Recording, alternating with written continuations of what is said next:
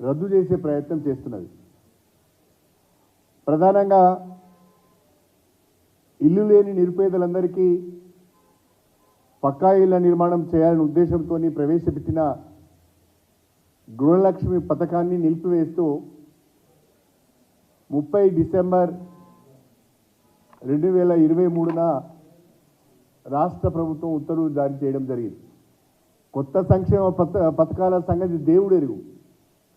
ఉన్న సంక్షేమ పథకాన్ని పీకివేసే ప్రయత్నం కాంగ్రెస్ ప్రభుత్వం చేస్తున్నది. దళిత బంధుకు సంబంధించి లబ్ధిదారుల ఎంపిక పూర్తి అయింది. దానికి సంబంధించిన వెరిఫికేషన్ కూడా పూర్తి అయింది. దళిత బంధును కూడా ఆపేయమని ఆదేశాలు ఇచ్చారు. దళిత బంధు ఆపేశారు.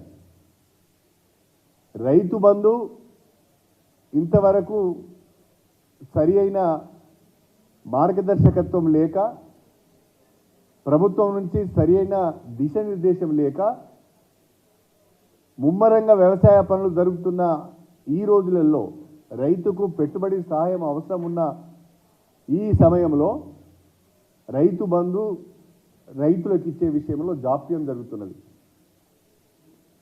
ఈ రోజు వరకు కూడా ఒక్క ఎకరానికి కూడా పూర్తి స్థాయిలో రైతు బంధు రైతుల ఖాతాలలో జమ కాలేదు. డిసెంబర్ 9న ఇందిరమ్మ రాజ్యం తెలంగాణలో కొలువు తీరుతున్నది. రైతులు తీసుకున్న పంట రుణాలను 2 లక్షల రూపాయల వరకు మేము మాఫీ చేయబోతున్నాం. తొలి సంతకం అదే అని చెప్పారు. ఈ రోజు వరకు అతి లేదు, గతి లేదు, ఎప్పుడు ఇస్తారో చెప్పే పరిస్థితి లేదు. ఇంకొక మాట చెప్పారు, రైతులు మీరు తొందరపడి మీ వరి ధాన్యాన్ని అమ్ముకోకండి. డిసెంబర్ 9న మా ప్రభుత్వం వస్తున్నది. మా ప్రభుత్వం అధికారంలోకి రాగానే క్వింటల్కు మద్దతు ధరతో పాటు 500 రూపాయల బోనస్ ఇచ్చి మేము ఒడ్లు కొనుగోలు చేస్తామని చెప్పారు. అది కూడా అమలుకు నోచుకోలేదు.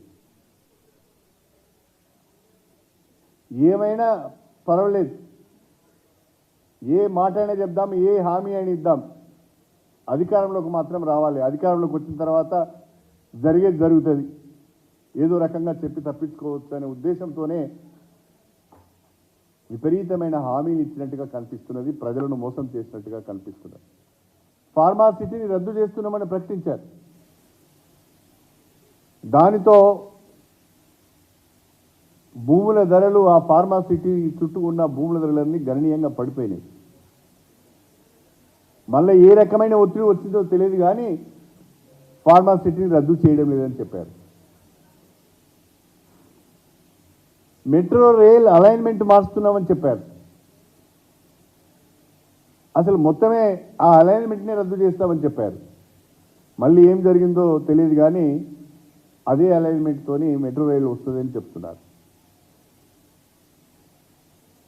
ప్రగతి భవన్ను హాస్పిటల్గా మారుస్తా అన్నారు. లేకుంటే doctor B R Ambedkar skill development సెంటర్గా మారుస్తామన్నారు. కానీ ప్రగతి భవన్ ఇవాళ మంత్రులు నివాసంగా మారింది. ముఖ్యమంత్రి గారు నాగ్పూర్కు వెళ్ళి కాంగ్రెస్ పార్టీ ఆవిర్భావ సభలో ఒక మాట మాట్లాడారు. ఈ దేశానికి అదానీ ప్రధాని అని ఇద్దరు 2 చీడపురుగులు జరిగినాయి. అదానీ పీడ వదిలిపోయింది, ఇక ప్రధాని పీడ వదిలించుకోవాలని ఒక మాట మాట్లాడారు. కానీ హైదరాబాద్కు వచ్చిన తర్వాత అదే అదానికి ముఖ్యమంత్రి గారు రెడ్ కార్పెట్ వచ్చారు. అంటే ముఖ్యమంత్రి గారు మాట్లాడే ఒక విషయం పైన మాట్లాడుతున్నప్పుడు దానికి సంబంధించి సరైన బ్రీఫింగ్ తీసుకొని మాట్లాడాలి. వారు ప్రకటించిన